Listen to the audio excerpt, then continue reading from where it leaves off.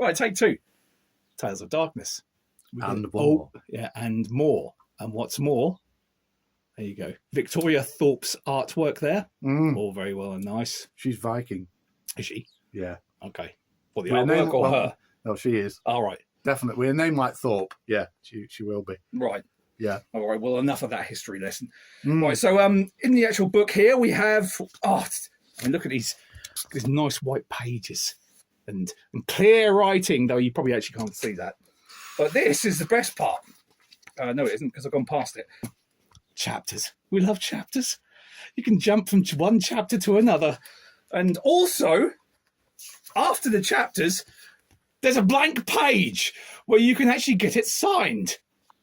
If you're as lucky as what I am, and he probably other two. Yeah. And he probably won't sign up for me anyway. But you have to remind me about that later. I'll probably forget anyway. But so yeah, Tales of Darkness and more. Hybropsyche, Steve of Hybropsyche. Steve of Hybropsyche. Steve Birkin. Steve Birkin of Hybropsyche. Not Birking. Steve Birkin of Hybropsyche. No, I haven't. You actually said Birking. No, I did not. Yes, you did. Steve Birkin. Oh, damn it. Just trying to be Steve posh. Birkin of Hybropsyche. So tell us, Steve. I'm not doing the second name. Tell us a little bit about in general, in the actual what the book is about in general. First of all, it's kind of horror, but me being me, I wanted to put a little bit more of a kind of like human aspect to it, if you like, or the fact is there such a thing as good and evil? Okay. What if evil people want to be good, but that type of thing. So it's not necessarily saying that good and evil is subjective, and I think that's the way people think these days a lot.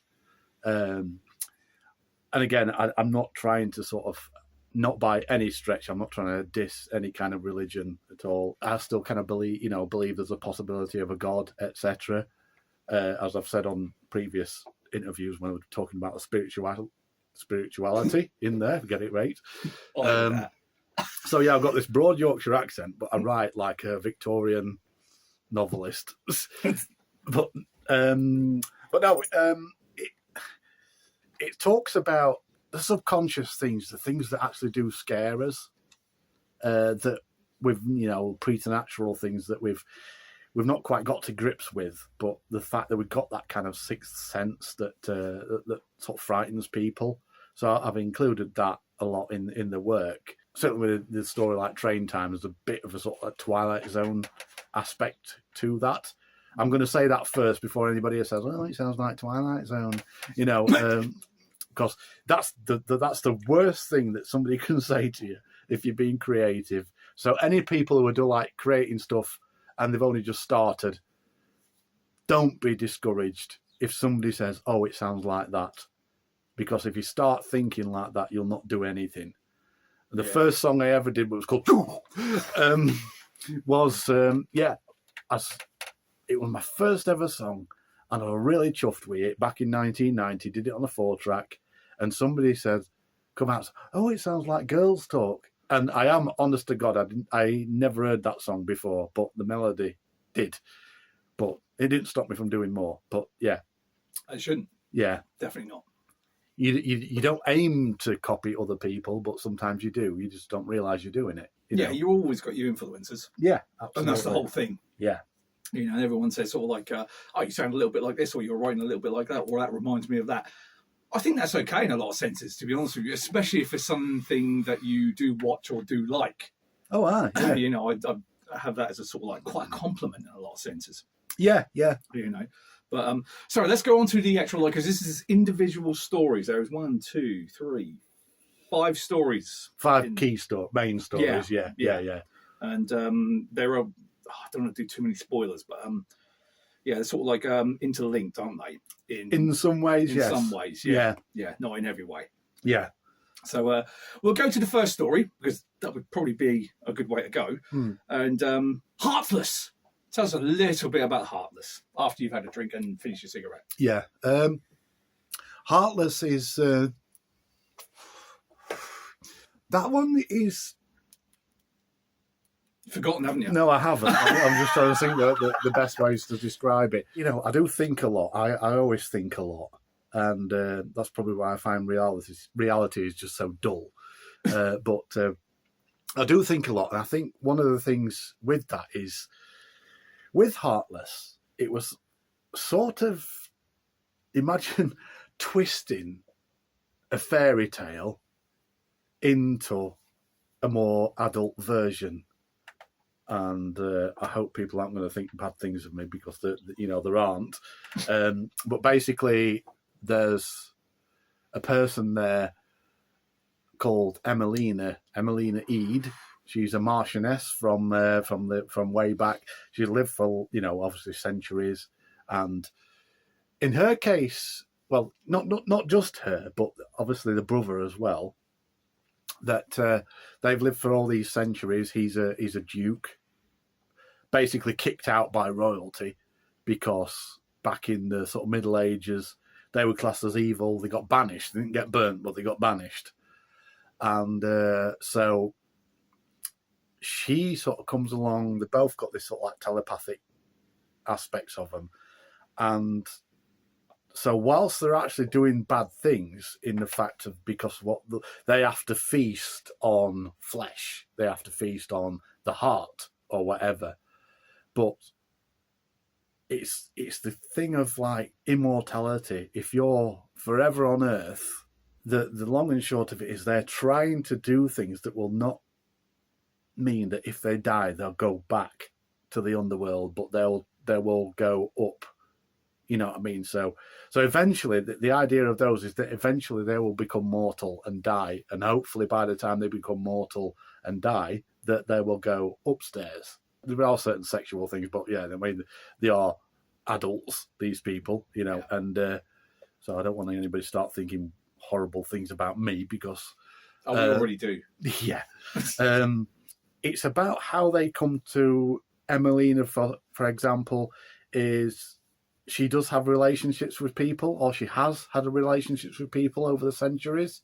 So obviously she always outlives them. What you've got there is that she sort of meets, this guy who's kind of he's a nice guy kind of thing. And, I mean, she's eating hearts and things like that, but she's, it's twisted. It's twisted a wee bit, but again, we love it. But people aren't going to want these days anyway. They're not going to want basic horror films. They don't want the basic. I mean, God bless him, Peter Cushing. He did a lot of things where he acted. He played a lot of evil characters. He played a lot of good characters as well. Yeah. And in real life, it was acting. It's like Christopher Lee says. The thing about what we didn't even like the term horror films for the kind of things that we were doing. And he said, like, now, the horror films of today are awful because they're so graphic and things like that. But, again, Peter Cushing, bless him, when his wife died, and he did everything he could to try and get back by her side, type of thing. He climbed, he kept running up and down stairs to hopefully give himself a heart attack. He kept, he climbed to the top of electricity pylons, hoping they were going to, and he said in his autobiography, and in typical Peter Cushing fashion, would say, "Oh, but somebody would have to clean up the mess afterwards, wouldn't they?" And he was like that, and so in real life he was a gentleman kind of character, and so in a strange sort of way, I'm sort of like, I'm doing that bit of exploration. Like I say, I do have a certain faith. I'm not a diabolist or anything like that, but I like to explore the things about humanity, and I like to explore, even in the case of Emelina and her brother Sigismund, that what do you do if you are immortal? Are you going to stay the same all the way through that time when you're living on Earth? You're either going to sort of like enjoy being evil, in quotes, or you're going to sort of say, well, eventually I'm trying to wean myself off this flesh-eating diet. So they started, basically what they did, they only attacked criminals, is what happened with that one. But yeah, that's probably enough for that. I think that's probably too much for that. Okay, so after another drink, we have the second chapter called Closing Address. Tell us a little bit about that. Tell us a little bit about that. Okay, so this one, I mean, obviously the name's a bit of a deception because you think about it, it's just like rich people, like it was in the 80s, where a lot of rich, you know, the yuppie culture and things like that, moving into country villages with their city ideals. Yeah. And trying to, like, you know, and then like you got the one of the farmers looking on and just calls them a bunch of fucking arseholes and what have you. And but it turns out that this village itself has got a kind of a secret, and people keep disappearing. The newcomers are kind of having strange dreams and hallucinations that's forced on them by somebody in that place. It's like how much of it is real, how much of it isn't.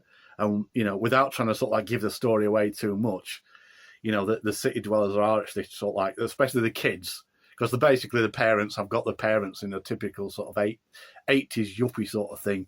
And having worked in the rat race, those kind of people who say glass half full, they want to get slaughtered, basically. I'd want to hit all of them. Because, again, yeah, glass half full works if it's going to work for you, but it doesn't. But anyway, they're so happy because they're kind of like yuppie-ish, and they've come into this place because they want to live in the country and, you know, have this kind of, not have to live in housing estates and things like that, where every time you open your door, you get addicted to cannabis just by sniffing the air. But yeah, so what happens with that story, that, you know, there's certain things that do happen, which are tradition, but certain things that happen as well, which are not tradition, but everybody around them seems to have accepted it. I try not to go too much into that because I'll probably give that away a wee bit. Yeah. Now let's move on to my favourite one, actually. And this one's called Train Times. Now, I do love this one. This is probably one that's, out of all the actual stories that you've done, aside from Neural Rehab and Sparks of the Javelin, the actual title is a little bit like Dexter or Baby Reindeer. It's a really sort of like rubbishy title. And you think, not going to get too much out of this. But once you start reading it, you're instantly hooked. You know, and it's one of the actual stories that I was like, I read that one all at once. So I mean, I know you sent me the actual what would you call it? Yeah, the first draft. First draft. Yeah, that was like one of those ones where I had to read the next chapter. You know? And it is the actual. I think it's the shortest. It is actually shortest chapters, shortest story. Yeah, it is the shortest of our stories, isn't it? But yeah, tell us a little bit about that one. Well, that one is, like I say, it was something. I'm not saying I threw it together, but I just thought it didn't need to be any longer than what it was, just for what it was talking about, if you like. And that's the only one on this particular book where I wrote in the first person. So it was talking about a guy who, he'd been in a Christmas party and things like that, and it was in the old tube station at an undesirable time. So he gets scrotted and things, I did include here actually because somebody told me about this because I've got friends all over the country because I'm just so delicious. But no, because the people I've worked with and things like that, these days you don't meet people in person anymore. You meet them all by Teams or whatever. Yeah. And but this was back in the day when I was at college and people came from all over the country. All Mish there. We were in the same college for a short while, but Tube, which is not about the trains, his brother was on the Tube once, and he saw this well-to-do bloke, obviously trolleyed. He was completely mortal, as they say in Newcastle. That's probably the nicest way I can say it. And he just opened his briefcase and went and closed his briefcase again and walked out because he basically threw up in his briefcase. So I had to include that in this story. I thought that was just brilliant. But what happened was, as they say in Jethro terms, because I can do accents on this, I can't do it on my show. So what happened was, then the guy, he's been sort of basically the guy a dude came along to protect the protagonist against, Scottettes and what have you. And he sort of like followed him. He was like this strange sort of cigar smoking bloke. And after the guy had done his business in his briefcase, he suddenly had this dizzy stage, and then he goes out into this underground tunnel, which is a lot off in in the tube situation. And he just went to this new station and comes across. He don't realise it at the time, but three kind of people. Some that look like they're from a geek convention, some that look like as much as he does in what they dress and what they wear, and then others looking like they're from the 40s, or wearing things and wearing the old-fashioned clothing, and they've even got the old gramophone on there, and it within the train that actually does pull up with three carriages, they've got these grey beings with no faces.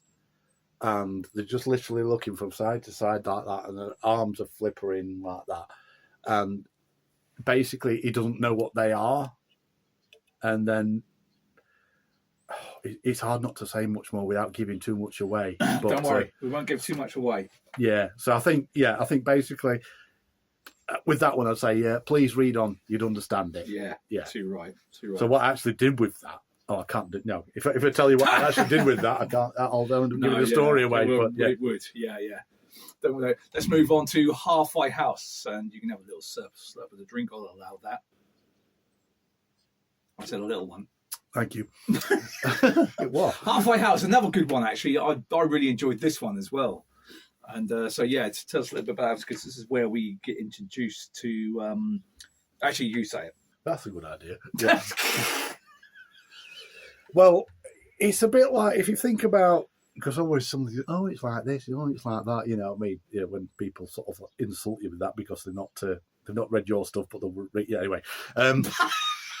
But what happened was, there's in this case, you've got people from the past.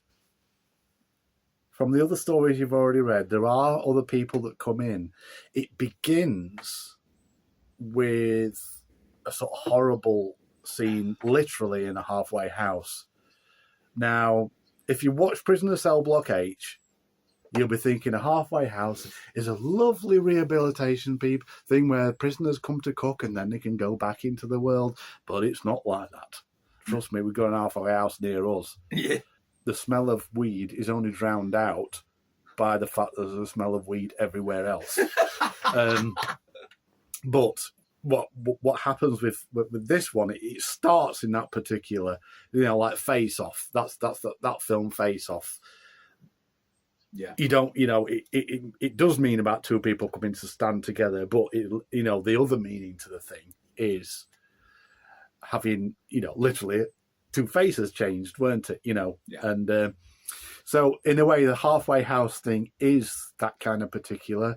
You get people from the previous stories coming into that. Well, he's older now, Andy, from what was the closing address thing, and the things that have motivated him to sort of like become a criminal, if you like, but a criminal, like honor amongst thieves. You know what I mean?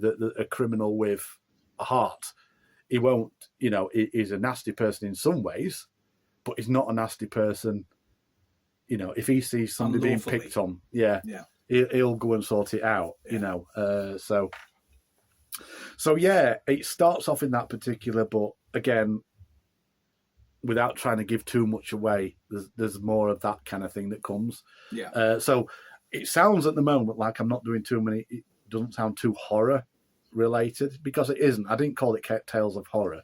I call it Tales of Darkness, because I wanted, again, people to explore the darkness aspect of it. Yeah, it's the actual book itself is not really a gruesome thing. It's not like your Saw films or anything like that. Do you know what I mean? It's not like people cutting their own legs off and shit like that. But it is more of the more. That's a good idea. What, cutting their own legs off? Yeah, I never thought of that. Yeah, I'll do that next one. Yeah, it's called The People with Legs Cut Off. Yeah. Or The Empty House of China. by no cunting. Oh dear, oh dear. Right, moving on. Okay. Yeah. So you better tell us about the last story. Something about this. Bollocks. I was going to do that so well pronounced. I doubt it. Yeah. So you best tell us about the last story. Something about the stairs. What are you laughing at? They.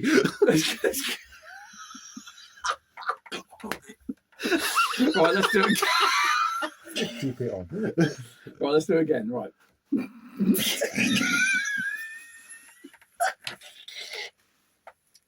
Have I called all the other stories chapters? Ah, Am I? yeah.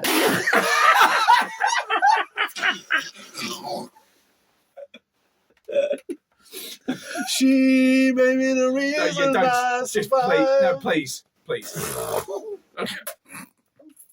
Right, so I've nearly spat on my book here, but no. You're not getting another one. So you had better tell us about the last story. Something about the stairs, and I do apologise about calling the last stories chapters. Go for it. Well, I don't know if I should say this, but basically this one doesn't relate to any of the others at all. Okay. And this was the first one, the first story, the first sort of like horror-ish kind of story that I wrote. Yeah. And I mean, in fact, I remember because I was at my dad's house and I was writing a lot of this, and no longer with us. He's up there now. He is pinching lead off the roof. And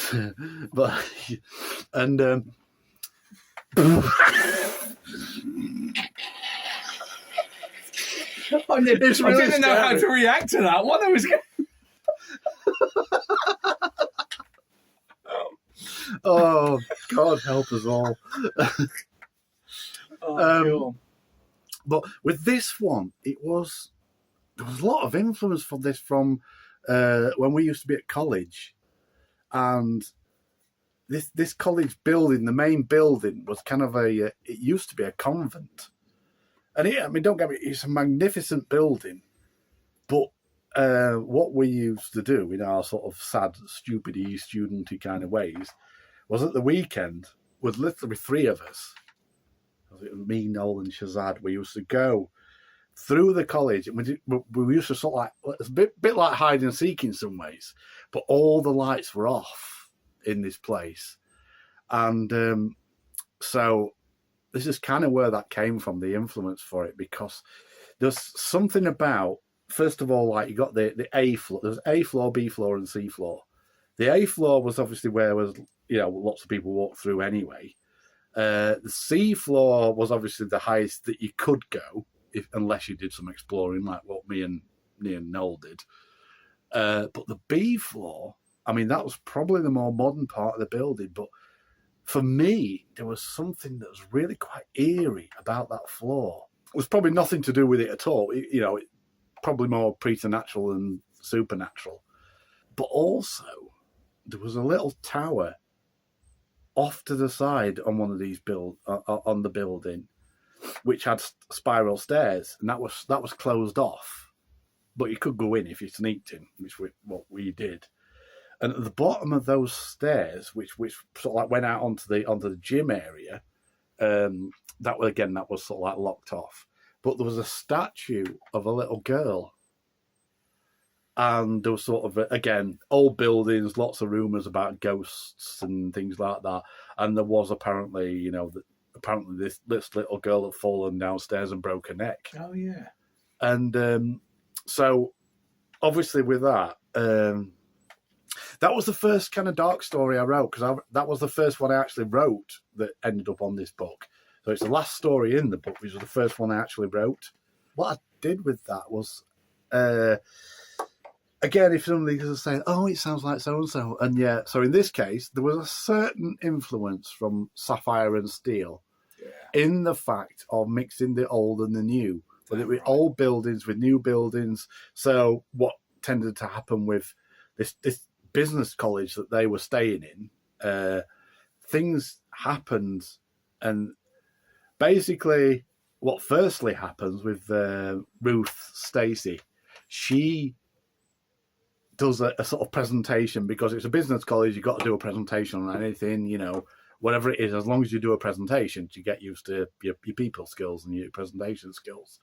And she decided to do one on the ghost aspect of it, and the fact that this was the ground that this building was on. It was set at, in the 20s. It's been around for centuries. So it was originally some kind of mansion or whatever. And then it burned down then, it got demolished. That's right. Sorry, it got demolished. So they built a new place on it in the 30s. That part of that burnt down. And then when it came to the 60s, they basically built a modern bit with the old bit. So in this sort of strange way, you've got the stairs.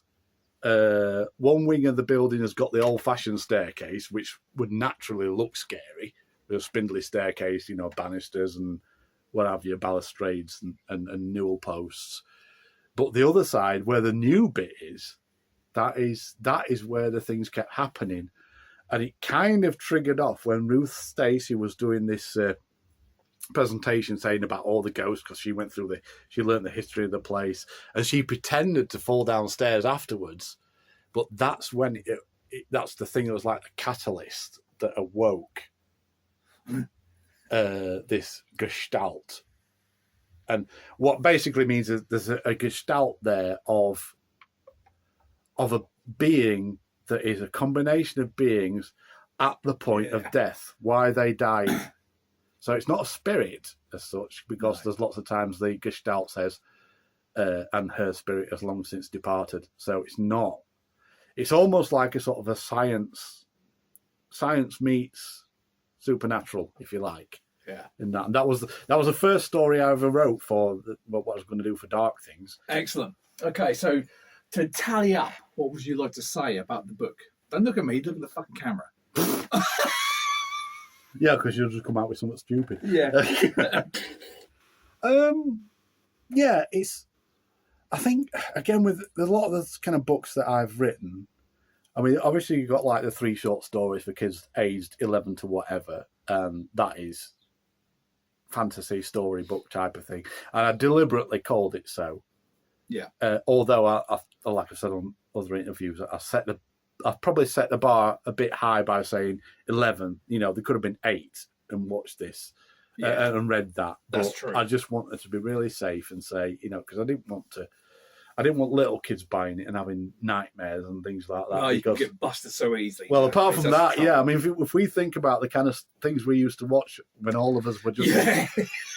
Yeah. When all of us were just a small boy. Yeah. There was Sapphire and Steel, which was on... There weren't such a thing as a watershed. No. But that used to, at that time, I think it was Mary Whitehouse that put that in. That was. And, but the kind of stuff and again, Into the Labyrinth. That was another kids' program. Some great productions from Harlech Television, but that was scary. That was really scary. And Children of the Stones and things like that. Yeah. So what I've kind of set the bar a bit high with these 3 short stories for kids age 11 to whatever. What I would say about my other books, including this one, is maybe it'd be a 15. Yeah. Possibly 18. I don't know. I think you'd probably get away nowadays, because it's all changed nowadays, where 18 films in the 80s are now 15s. Yeah. So you probably would get away with a 12, definitely. I wouldn't want it to go that far, yeah. No, well, that's fair enough. Yeah. But, yeah, so I'd say my most of my works are not adult, but I'd set the bar at 15 with things like that. That's fair enough. And it's sort of, I mean, daft as it sounds, on a geeky point of view, Star Trek Wrath of Khan, that film, that was set at 15 at its time. Yeah. And maybe it's because of that SETI eel thing that they put in people's ear. Oh, man, that was sort of... That was a nasty little thing, that was, yeah. Yeah, I mean, the thing about that is it wasn't sort of a blood splattering horror type of thing. It was just a fact of, did your bloody head in, didn't it? Yeah, It was like, oh! Yeah. Like, oh! Yeah. Not like burnt offerings with the. Thank you very much, Steve Birkin of You've done it again. I have not. Thank you very much, Steve Birkin. No, it's not a Birkin. You keep saying Birking. What am I supposed to say? Babe. Thank you very much, Steve Babe of Hybropsyche. And It wasn't my fault, Kevin. and this is the end of the interview. Cut. There you go. Take that book. Mm. Yeah, don't read the fucking thing. Hold it up. This is the new book by Hybropsyche, because I'm not actually saying his name anymore. And buy it, because you will love it. It's absolutely fantastic. Steve, thank you very much. And we didn't really want that burp in there, but you've done it. Too much drinking. Keeping it real. Yeah. But yeah, right, that's one thing. Oh, God. What else said to this? None of my books are written when I've been drinking. Easy. All of it is my imagination. All of it. You hear? All right, so here is Steve signing my book. Do so.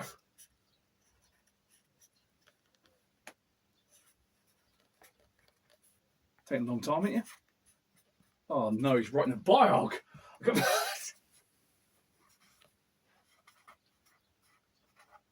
You defaced that book. Oops. Oh, spelling mistake. I